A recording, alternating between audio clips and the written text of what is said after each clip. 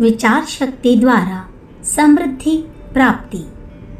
यूं तो संसार में अनेक नित्य वस्तुएं मनुष्य का पतन करती है, किंतु शायद दुनिया की सबसे निकृष्ट वस्तु है विचार दारिद्र्य।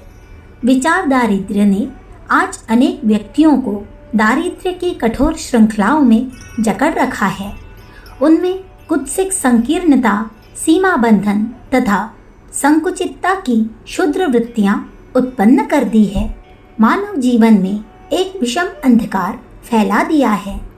विचार दारिद्र्य ने मानव समाज का बड़ा अपकार किया है और मनुष्य की आत्मा को संकुचित, पराधीन एवं दीनहीन बनाया है।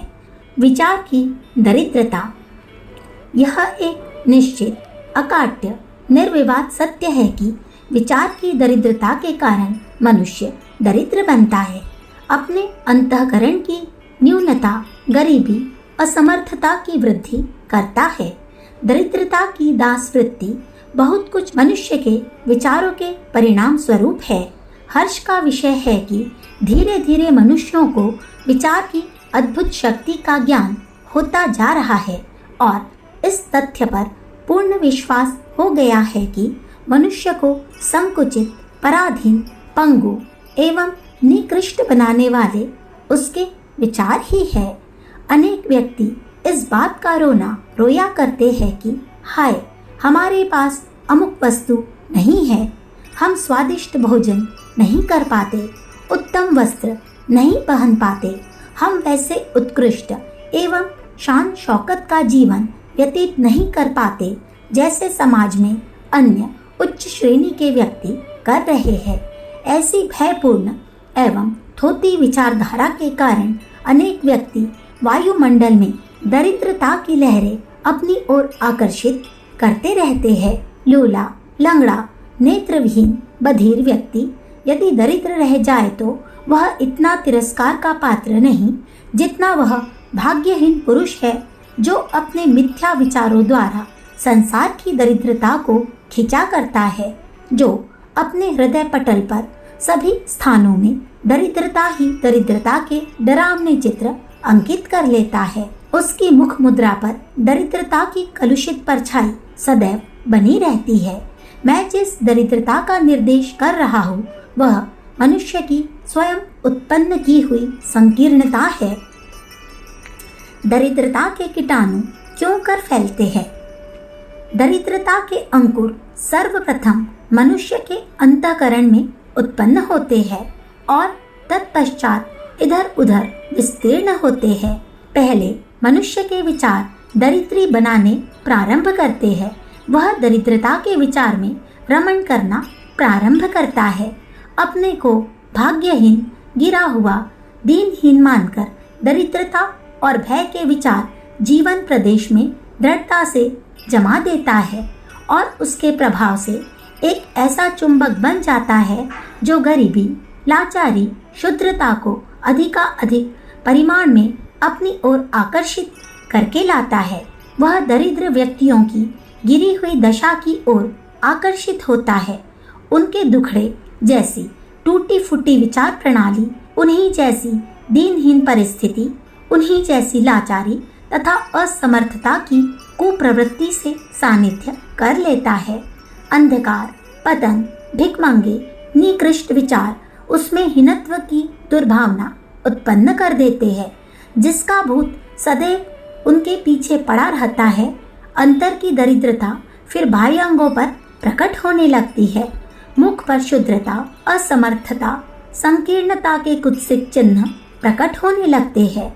फिर तो उसकी वस्त्र, भूषा, रहन सहन, वार्तालाप सब में ही दरिद्रता के कीटाणु प्रवेश करने लगते हैं, जो उसके निश्चय, संकल्प, श्रद्धा तथा इच्छा की महान शक्तियों एवं सामर्थ्यों का क्षय कर डालते हैं।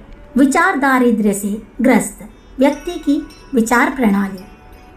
विचार दारिद्र्य से ग्रस्त व्यक्ति यही सोचा करता है कि मेरे भाग्य में विधाता ने दारिद्र्य ही लिखा है, मैं दरिद्र हूँ तथा सदैव दरिद्र रहूँगा। मेरे लिए संसार के सुख, ऐश्वर्य, समृद्धि नहीं है।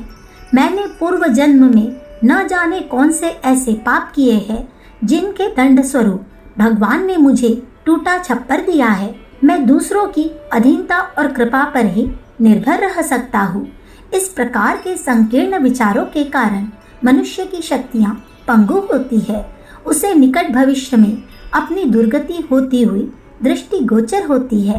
अंतःकरण में कभी शांत न होने वाला अंतर्द्वंद प्रारंभ हो जाता है। विचार दारिद्र्य बढ़ जाने पर मनुष्य भिखारी बन जाता है। वह अपनी शक्तियों के प्रति शंकित हो उठता है। उसका आत्मविश्वास उठ जाता है और वह असमर्थ बन जाता है। हमारी गुरुतम त्रुटि जगत पिता परमात्मा ने सृष्टि में संकीर्णता, सीमा बंधन या दरिद्रता का स्थान नहीं रखा है। ये कुत्सित वस्तुएं संसार में नहीं प्रत्युत हमारे अंतर में घास फूस की तरह उग गई है। अंतःकरण में उत्पन्न होकर इन्होंने हमारे आत्मबल तथा गुप्त सामर्थ्य का भक्षण कर लिया है। यही कारण है कि अनेक व्यक्तियों के शरीर का परिवर्तन तो स्पष्ट दिखता है, किंतु मन, बुद्धि, अंतःकरण एवं समृद्धि का विकास किंचित मात्र भी नहीं दिखाई देता। इस जगत में दुख देने वाली एक ही सत्ता है और वह मनुष्य का कर्म है। विचार और कर्म में कोई भेदभाव नहीं है। विचार बीज है और कर्म उसी बीज से उत्पन्न वृक्ष। सुख दुख उसी के कड़वे मीठे फल है। परम शोक का विषय है कि समृद्धि के भंडार इस जगत में रहते हुए भी हम अपनी आत्मा को संकुचित कर डालते हैं। उसमें दुर्दैव के निरुत्साही विचार भर लेते हैं। भयपूर्ण दरिद्रता व गरीबी के टूटे फूटे विचारों में लिप्त रहते हैं। जितना ही अधिक हम दरिद्र संस्कारों से चिपटते हैं, उतने ही अधिक दुखी बनते हैं। यह वशता ही हमें समृद्धि के भव्य मार्ग पर अग्रसर नहीं होने देती। समृद्धशाली जीवन प्राप्त करने के उपाय। मन में जिस भावना या विचार का प्रबल संचार होता है, मस्तिष्क में उसी प्रकार के जीवाणुओं की रचना होती है। आप चाहे कैसी भी निर्धन अवस्था में हो, मस्तिष्क में यह विचार मत आने दो कि दरिद्रता तुम्हें परास्त कर सकती है। यदि हम अपने जीवन के आदर्शों को नीचे न आने दे, मन के आंतरिक प्रदेश में गरीबी के विचार प्रवेश न होने दे, बुद्धि मंद है, भाग्य फिर गया, गरीबी ही लिखी है, ऐसे विचार को मस्तिष्क में संग्रह न होने दे तो निश्चय ही हमारा जीवन परिपूर्ण एवं ऐश्वर्यशाली बन जाएगा। संपत्ति के विचार संपत्ति को खींचकर हमारे पास लाते हैं। लक्ष्मी का ध्यान अर्थात लक्ष्मी का विचार लक्ष्मी को आकर्षित करता है। अतएव यदि आप धन की आकांक्षा करते हैं तो आपको उन शक्तियों को आकर्षित करना पड़ेगा जिनसे धनोपार्जन में आपको सहायता हो। दूरदर्शिता, अग्र सोच की शक्ति, सद्बुद्धि, दृढ़ता, निश्चय ध्येय पर ही व्यापार अवलंबित है। आपके विचार समान विचारों और उसी प्रकार की वस्तुओं को आकर्षित करते हैं। यदि आप दरिद्रता के विचार को अपने अंतःकरण में रखेंगे तो दरिद्रता आपकी ओर आकर्षित होकर आएगी। इसके विपरीत यदि आप अपने मन में संकल्प करें कि आप धनवान होते जा रहे हैं तो यह विचार आपकी शक्तियों को धन खींचने में सहायता प्रदान करेगा। अतः धन चाहते हो तो उसके ऊपर चित्त को एकाग्र करो। विचारों का स्वभाव। विचारों का स्वभाव है कि उनका अतिथि सत्कार करो तो वे पुष्ट होते हैं, बढ़ते हैं, विकसित होकर नव जीवन निर्माण करते हैं।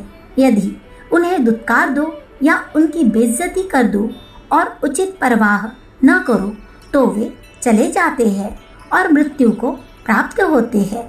ऐसे विचारों की कब्रें मन में पड़ी रहती है।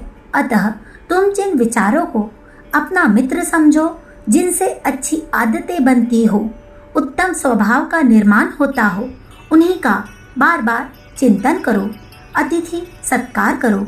इस भव्य विचारों का तुम्हारे जीवन की प्रत्येक घटना पर बड़ा प्रभाव पड़ेगा। मनुष्य का जीवन घटनाओं का समूह है और ये घटनाएं हमारे विचार के परिणाम है। तुम्हारे अंदर जो विचार शक्ति है, तुम चाहो तो उसके उचित उपयोग से देवता बन सकते हो और यदि चाहो तो पशु भी बन सकते हो। चाहो तो निर्धन हो सकते हो, चाहो तो धनवान हो सकते हो। अखंड ज्योति, सितंबर सन 1945, पृष्ठ संख्या 7, 8, 9। हमारे YouTube चैनल विचार क्रांति दूत अखंड ज्योति पत्रिका को सब्सक्राइब करें एवं अगली वीडियोस प्राप्त करने के लिए बेल आइकन दबाएं। धन्यवाद।